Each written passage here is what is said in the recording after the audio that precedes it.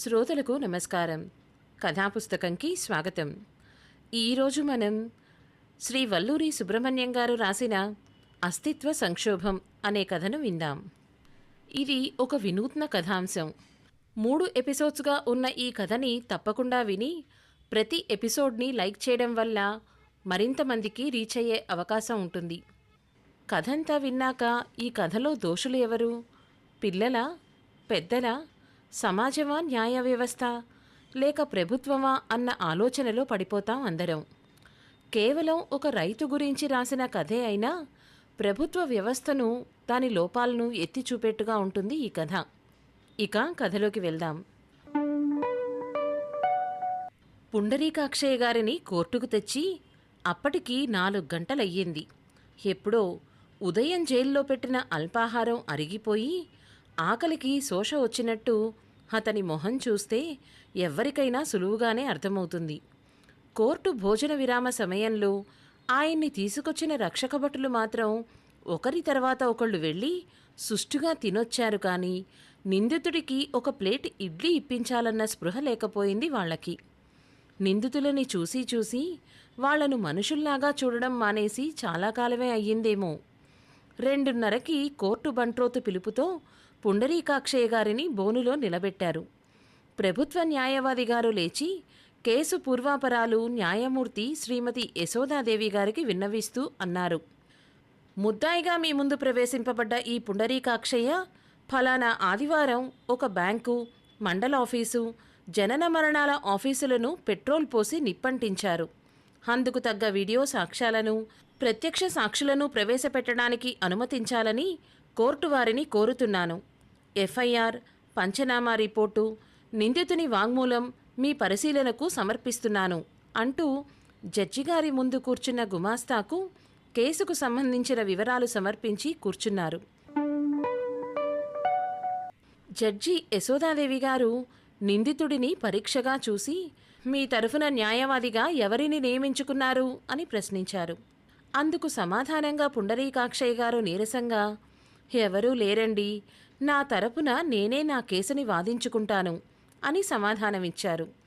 ఒకంత ఆశ్చర్యపోయి, అనుమతిస్తున్నాం, ప్రభుత్వ న్యాయవాది మీపై మోపిన అభియోగాలను మీరు ఒప్పుకుంటున్నారా అడిగారు జడ్జి యశోదాదేవి గారు.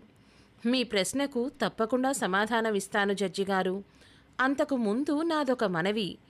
నేను న్యాయవాదిని కాదు కనుక మీ పద్ధతులు నాకు తెలియక ఏదైనా పొరపాటు చేస్తే సరిదిద్దమని మిమ్మల్ని ప్రార్థిస్తున్నాను. నాపై మోపబడ్డ అభియోగాలకు జవాబిచ్చే ముందు నాకొక 3-4 సందేహాలున్నాయి. వ్యక్తపరచవచ్చా మీకు అంటూ స్పష్టమైన ఉచ్చారణతో అడిగారు ముద్దాయిగా బోనులో నిలబడ్డ పుండరీకాక్షయ్య. జడ్జిగారు ఆయన కేసి పరిశీలనగా చూశారు. 63-64 వయసున్న వ్యక్తి ముద్దాయి. ముతక పంచె గోచీపోస్ కట్టుకుని అటువంటిదే బనీనేసుకుని మాసిన గడ్డంతో దృఢంగా 5 అడుగుల 11 అంగుళాల పొడగుతో నిలబడ్డ పుండరీకాక్షయ్య కేసి ఆసక్తిగా చూసిన జడ్జిగారు అతని మాటలు చాలా గౌరవనీయంగా, మర్యాదపూర్వకంగా అనిపించి, మీ అభ్యర్థనను మన్నిస్తున్నాం, అడగండి మీ సందేహాన్ని అన్నారు. ప్రభుత్వ న్యాయవాది లేచి ఏదో అనబోతుంటే కూర్చోమని సైగ చేసి ముద్దాయి కేసి చూశారు ఆవిడ. చూస్తే పెద్దగా చదువుకున్నట్టు కనిపించట్లేదు, కానీ ఆయన మాటలు, ప్రవర్తన సంస్కారవంతంగా, ఆకట్టుకునేట్టుగా ఉన్నాయి అనుకుంటూ అతని కేసి చూశారు చెప్పమన్నట్టు. నాకున్న సందేహాల్లో కొన్ని తోచినవి అడుగుతాను. నా ప్రశ్నకు, ఈ కేసుకి పూర్తిగా సంబంధం ఉంది కనుకనే అడుగుతున్నాను జడ్జిగారు అన్నాడు పుండరీకాక్షయ్య. నా మొదటి ప్రశ్న, పీపీ గారు నా పేరు పుండరీకాక్షయ్య అన్నారు, బాగానే ఉంది. ఏ ఆధారంతో నాకు ఆ పేరు తగిలించారు వారు? నా పెద్ద సందేహం ఇది. ప్రభుత్వ లెక్కల ప్రకారం చనిపోయినట్టు ధృవీకరింపబడ్డ వ్యక్తిని విచారించే అధికారం మీకుందా? అది కూడా జిల్లా కోర్టు, హైకోర్టు నేను చనిపోయాను అని నిర్ధారించిన తరువాత. నేను ఎప్పుడో దశాబ్దం క్రితం చనిపోయాను చట్టం దృష్టిలో. మీ న్యాయస్థానాలు నేను చనిపోయినట్టు ధృవీకరిస్తూ తీర్పుని కూడా వెలువరించారు.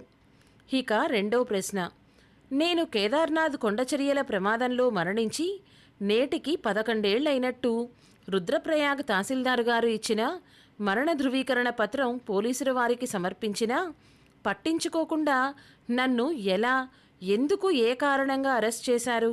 నాకొక పేరు తగిలించే అధికారం మీకు ఎవరిచ్చారు? చివరిగా 3వ ప్రశ్న. మొదట నా అస్తిత్వాన్ని నిరూపించి నా మీద అభియోగాలు మోపి నన్ను శిక్షించాలని కోర్టువారిని సవినయంగా కోరుతున్నాను అన్నారు పుండరీకాక్షయ్య అనబడే నిందితుడు. న్యాయమూర్తి శ్రీమతి యశోదాదేవి గారు ముద్దాయి అడిగిన ప్రశ్నలకు విస్తుపోయి సమాధానం చెప్పకుండా ప్రభుత్వ న్యాయవాది కేసి చూశారు. అతని ప్రశ్నలకు మీ జవాబేమిటి అన్నట్టు ఉంది ఆవిడ చూపు. ఒక సామాన్యుడు న్యాయశాస్త్రంలో తలపండిన వాడిలా ప్రశ్నలు సంధిస్తుంటే ఆవిడ ఆయన తెలివితేటలకి ముచ్చటపడ్డారు. ప్రభుత్వ న్యాయవాది అయిన వరవరరావు గారు లేచి, అతను ఫలానా రోజు 3 ప్రభుత్వ కార్యాలయాలకు నిప్పంటించిన మాట వాస్తవం అని ఆయనే అంగీకరించిన పత్రం మీకు సమర్పించడం జరిగింది. మీరు సీసీటీవీ వీడియోలు, సాక్షులను ప్రశ్నించి నిజం తెలుసుకుని ముద్దాయిని కఠినంగా శిక్షించాలని కోరుకుంటున్నాను అని జవాబిచ్చారు పీపీ గారు. అంతేకాని ముద్దాయి అడిగిన ఒక్క ప్రశ్నకు కూడా జవాబు ఇవ్వలేకపోయారు. ఆయన ఊహించలేదు ముద్దాయి అటువంటి ప్రశ్నలు వేస్తారని. అది చాలా తెలివైన న్యాయమూర్తిగా పేరు మోసిన జడ్జిగారు ముందు ఇలా అడుగుతారని. పుండరీకాక్షయ్య గారు జడ్జిగారితో, ప్రభుత్వ న్యాయవాది గారు చెప్పింది సబబే అండి. నేను వారి వాదనతో ఏకీభవిస్తాను. నేను నా నేరం ఒప్పుకునే ముందు నా ప్రశ్నలకు గౌరవనీయులైన న్యాయవాది లేదా సంబంధిత ప్రభుత్వ అధికారులు గాని సంతృప్తికరంగా జవాబు ఇచ్చి విచారణ కొనసాగించాలి అని ప్రార్థిస్తున్నాను. పీపీ గారు నా ప్రశ్నలకు సమాధానాలు ఇవ్వకుండానే నేనే ఆ నేరం చేశాను అంటున్నారు. ఆ అభియోగాన్ని నేను తిరస్కరించటం లేదు. వారికి, ఈ న్యాయస్థానంలో ఉండే అందరికీ ఆ నేరం నేనే చేశాను అని ఘంటాపదంగా చెప్పగలను. కానీ చట్టం దృష్టిలో నేను చనిపోయిన పౌరుడిని. పోలీసు వారికి ఇంతకుముందే సమర్పించిన నా మరణ ధృవీకరణ పత్రం మరొకసారి కోర్టు వారికి సమర్పిస్తున్నాను. అది కూడా ఏ ప్రైవేట్ ఆసుపత్రో ఇచ్చింది కాదు. 2013లో కేదార్నాథ్ వర్షాలకు 6,000 మందికి పైగా చనిపోయినట్టు, అందులో నేను ఒకడిని అని రుద్రప్రయాగ్ తహసీల్దారు గారు ఇచ్చిన డెత్ సర్టిఫికెట్ ఒరిజినల్ని మీకు సమర్పిస్తున్నాను. ఏ పంచనామా నిర్వర్తించకుండా వేలాది మందిని చనిపోయినట్టు నిర్ధారించారు. ఎప్పుడో దశాబ్దం క్రితం మరణించిన వ్యక్తి మీద ఇప్పుడు అభియోగం ఎలా మోపారు? అసలు నేను ఎవరిని? నా పేరేమిటి? నా నివాసం ఎక్కడా?